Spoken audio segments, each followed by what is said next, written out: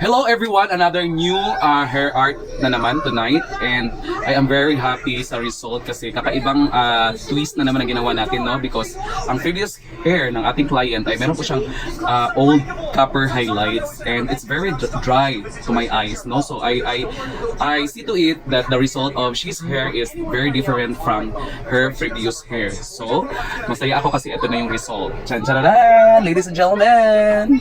Pak! O, diba? Tingnan mo guys, super ganda kasi nagko-complement talaga yung kulay ng ating client, no? And we put stuffy green blonde to she's hair para po mag-iba yung look ng kanyang highlights. And magiging ano siya, magiging kakaiba. So ang lambot, tsaka ang ganda ng kulay. Hindi ko masyado makita. Harap ka dito, te. Harap ka dito, te. Harap, te. Ganyan. Ayan. So, ayan po. Yung kulay niya, guys. As you see. Diba? As you see, sobrang lambot, mga kapak. And ang ganda ng highlights po. No? So, para po siyang green. Kasi pangit lang talaga yung camera.